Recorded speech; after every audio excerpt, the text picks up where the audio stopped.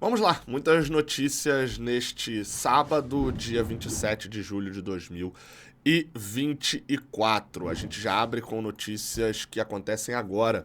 Já nesse sábado, Facundo Bernal, que negocia com o Fluminense, vai para campo para o jogo contra o Defensor contra a equipe do Peñarol normalmente, tá? O jogador está escalado e a princípio não vai ficar de fora da partida, não. Era esperado até que ele não ficasse, né? Aliás, melhor dizendo, era esperado que ele não fosse relacionado para esse jogo, para que estivesse sim disponível do Fluminense, mas entrará em campo agora, 5h30 da tarde. As escalações já estão disponíveis. Esse daqui nem é merchan, não, tá? Mas ó, deixa eu mostrar aqui para vocês, ó, que no Flash Score já tem, ó, disponível aqui, ó, as escalações. O jogo começa às 5h30, eu tô gravando isso daqui 5 da tarde, e nas escalações aparece aqui, ó, do defensor Facundo Bernal, o jogo lá no Campeón del Siglo. Então o Bernal tá escalado. A princípio é aquele negócio, se ele tá escalado por lá, provavelmente, né, não cravo isso, mas o normal é que você imagine que o jogador não tá vendido, não tá acertado. Porque quem escalaria um cara já vendido, já acertado, assim, dessa maneira, pra um time que ele tá jogando? Não é caso, tipo assim, o André foi vendido pro Liverpool, mas o Liverpool só tá de férias. E aí você segura o cara por aqui.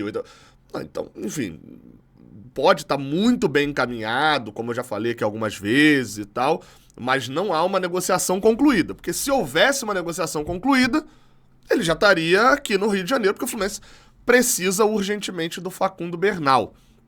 E precisa urgentemente tê-lo para poder inscrever nas competições, etc. Outro jogador que talvez esteja sendo preparado para poder substituir o André, será? Não sei. A matéria do Trivela diz que o Felipe Andrade está treinando como meio-campista, assim como jogou no início do ano, sob comando de Marcão. Meio-campista, leia-se volante, né? Felipe Andrade, que na base era zagueiro, em alguns momentos até atuou como lateral direito, no Sub-17 mesmo, ele chega em alguns jogos a ser o lateral direito quando disputava a posição com o Calegari, né? A zaga era formada pelo Davi e pelo Luan Freitas, e o Felipe Andrade fazia a lateral, ou então o Felipe Andrade fazia a zaga com o Calegari como lateral.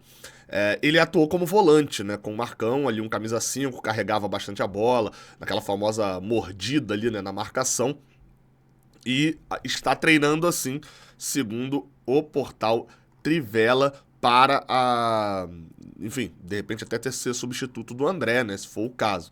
Outro jogador que nos treinamentos pode até estar ganhando pontos com o Mano Menezes é o Ignacio. Segundo a mesma publicação aqui do Trivela, diz que Mano Menezes já testou Ignacio entre os titulares no treinamento e que ele é favorito para poder assumir a vaga do Thiago Santos. E aí, é claro, porque o Thiago Santos está suspenso. O Thiago Silva viajou para Bragança Paulista, importante essa informação. Outro jogador que também viajou e que não vinha sendo relacionado, né, por conta ali de lesão, né, de volta de lesão, foi o zagueiro Manuel. Esse também está de volta, e o Felipe Andrade também viajou.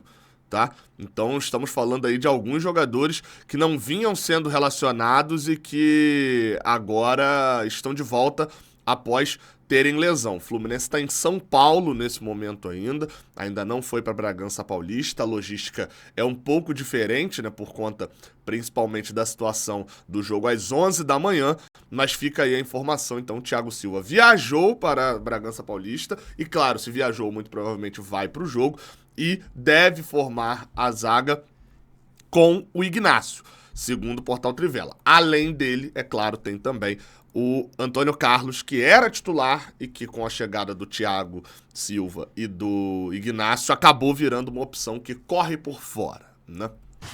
Vamos lá, cara, mais notícias aqui, mais no sentido de quantidade, não no sentido né, de serem ruins, né? A gente fala dos jogos de hoje do Campeonato Brasileiro. O Fluminense enfrenta hoje alguns jogos sem entrar em campo, né? dependendo de adversário. Juventude e Criciúma é um dos jogos que a gente vê hoje, cara, no Campeonato Brasileiro, começa daqui a pouco, inclusive. O Juventude está em 12º, não está diretamente na mira do Fluminense, mas é um potencial time a brigar na parte de baixo. São 3 jogos sem vitória, né? 2 empates desde que perdeu o Roger Machado. 2 empates aqui contra Atlético Mineiro e contra o São Paulo, dentro de casa, e uma derrota para o Cruzeiro fora. Vai tentar se recuperar contra o Criciúma, esse sim na nossa alça de mira. O Fluminense hoje tem 14 pontos, o Criciúma tem 18, um joguinho a menos do que o Fluminense, né? Mas a gente tem o Criciúma como um time que a gente busca ultrapassar para poder se salvar do rebaixamento. Qual o melhor resultado, Gabriel? Ou manda o Juventude para cima logo ganhando, ou empate. O Criciúma venceu, acho que é ruim, bota os 2 times com muitos pontos para poder tirar. Palmeiras e Vitória eu não preciso nem falar, né? O melhor resultado aqui é uma vitória do Palmeiras, ambos os jogos às 7 da noite. O Vitória perder, né? A gente tá ali, o Vitória hoje está na nossa frente por 1 pontinho apenas e com um jogo a mais. Então, uma derrota do Vitória deixa a gente numa situação muito boa, né? Com a possibilidade de ultrapassá-lo, mesmo se não ganhar amanhã do Red Bull. Bahia e Internacional, jogo que interessa pouco a gente, mas o Internacional cada vez caindo mais. Então, deixa o Bahia vencer o jogo dele, achar uma boa vitória, até porque semana que vem tem Bahia no Maracanã, a gente não quer um Bahia desesperadaço. Então, deixa o Bahia vencer esse jogo e atrapalhar a vida do Inter, que vai despencando na tabela, né? O Internacional já é 13º, tem 19 pontos. Já é outro que, se perder hoje, o Fluminense pontuar amanhã, entra na alça de mira também. Botafogo e Cruzeiro são 2 times que estão na parte alta da tabela, não nos interessa. E o sábado fecha da mesma coisa, da mesma forma com Fortaleza e São Paulo. Jogos, né, de times na parte alta da tabela, que também não nos interessa, né? Primeiro contra o sexto e quarto e quinto aqui, né? Então, enfim... Primeiro, quarto, quinto e sexto se enfrentando. Não é da nossa conta nesse caso. Mas você já sabe quem que você precisa secar. Vamos lá, cara, para a notícia atualizada sobre o John Kennedy. A saída provável, possível, iminente. Saída do John Kennedy para a equipe do Toluca. Vamos lá, tá? Há um tempo atrás eu trouxe aqui, quando eu tava saindo lá de Cuiabá, trouxe uma informação falando sobre apurada, né, que eu tinha apurado, sobre a possível saída do John Kennedy e como ele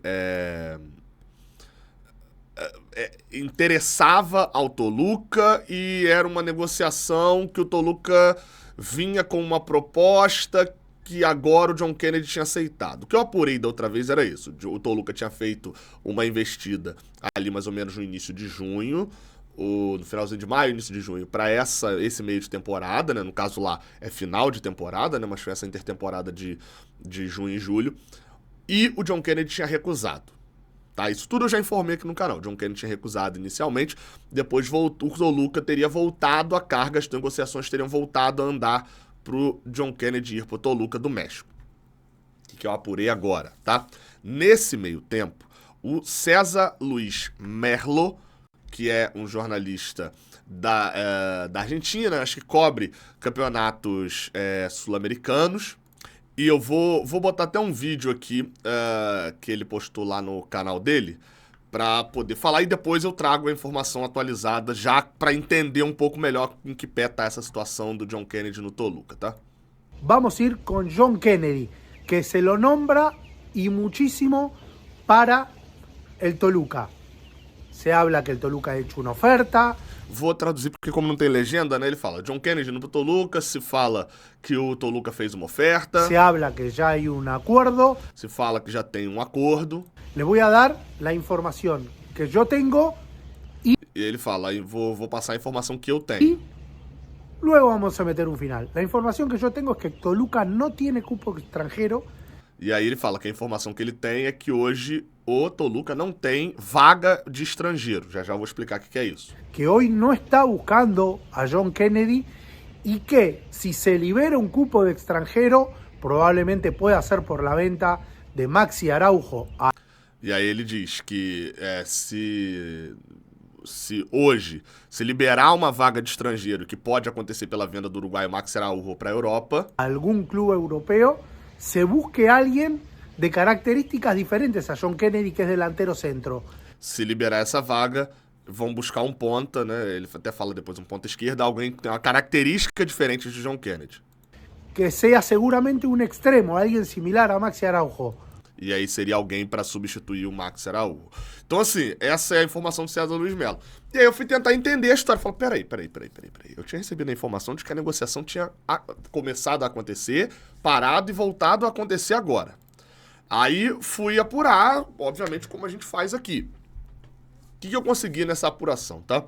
Primeiro, houve sim uma proposta formalizada do Toluca pelo John Kennedy. E os valores giram ali em torno de 6 milhões de dólares, tá? Essa informação dos valores até foi publicada pelo canal Pitaco Tricolor, só que de uma proposta de agora. Essa proposta não foi de agora, essa proposta foi lá atrás. Essa proposta foi há mais de um mês atrás e foi recusada. Uma das fontes que eu apurei e que me respondeu sobre essa proposta falou que não sabia se quem tinha recusado era o John Kennedy ou o Fluminense. E uma outra fonte que eu consultei sobre isso falou que o John Kennedy tinha recusado uma das propostas do Toluca há cerca de um mês e meio atrás. Um mês e meio atrás. Ou seja, houve uma proposta, o John Kennedy recusou a saída para o Toluca, uma proposta de em torno de 6 milhões de dólares. O John Kennedy recusou a saída para o Toluca, ainda com o Fernando Diniz no comando. Quando passa o tempo, né, recusou, o Toluca fez movimentos no mercado. O Toluca acabou de comprar, por exemplo, foi na mesma época ali a proposta, comprou o Luan, zagueiro do Palmeiras. E no campeonato mexicano, a Liga MX, né, existe uma regra de que você só pode ter no seu plantel de jogadores 9 jogadores estrangeiros. Pelo menos era assim no regulamento do ano passado, confesso que não achei o regulamento desse ano. 9 jogadores estrangeiros e 7 em campo ao mesmo tempo. E os torcedores, apesar da informação do César Luiz Melo de que não tem vaga para o John Kennedy no corpo de estrangeiros, os torcedores do Toluca afirmam que teria como fazer, porque tem jogador, tem um paraguaio, inclusive de 25 anos, o Morales, que pode ir para a equipe B. E aí você joga um jogador para a equipe B e contrata um outro estrangeiro para o time principal. Qual que é a impressão que eu olho, assim, quando eu dou 2 passos para trás e olho toda a questão dessa possível transferência do John Kennedy, é a seguinte. Hoje, o cenário entre Fluminense, John Kennedy e Toluca, parece que o Toluca teve fez uma proposta boa financeiramente, muito boa, 6 milhões de dólares, para a forma como o John Kennedy está desempenhando esse ano, com todo o histórico que ele tem. É uma proposta boa, uma proposta ruim se fosse em novembro, dezembro do ano passado, mas a gente já viu tudo que aconteceu nesse ano. A gente está vendo tudo que está acontecendo nesse ano e a gente sabe do histórico do John Kennedy. E o Toluca com certeza sabe também. 6 milhões de dólares fez a proposta e o John Kennedy não quis sair. Passa o tempo, vem a troca de treinador, a forma de atuar, né, como o John Kennedy hoje é a 3ª ou 4ª opção do Mano Menezes, e aí voltam a conversar empresários, intermediários, etc., para tentar reaver aquela negociação com o Toluca, provavelmente com o John Kennedy já aceitando melhor a possibilidade de uma saída. Dando um passo atrás e avaliando todas as apurações, etc., é isso que eu imagino. Então, neste momento, que dá para dizer o seguinte, há conversas entre o staff do John Kennedy e o Toluca.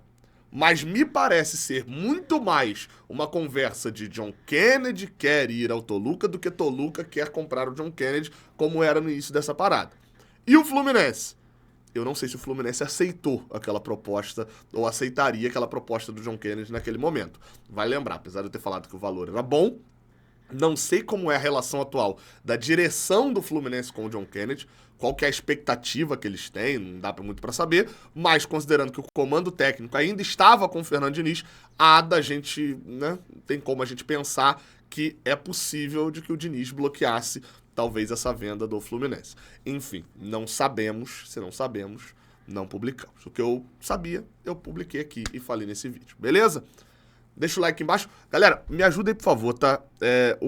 Se inscreve e ativa o sininho. O pré-jogo vai sair mais cedo hoje, tá? Vai sair ali por volta de 9, possivelmente 9 ou 10 horas da noite. Porque como o jogo é 11 da manhã, a gente abre a transmissão às 9 da manhã, não faz sentido eu publicar um pré-jogo às 5, né? Da manhã. Então o pré-jogo sai ainda nesse sábado à noite. Tamo junto. Até a próxima. Valeu!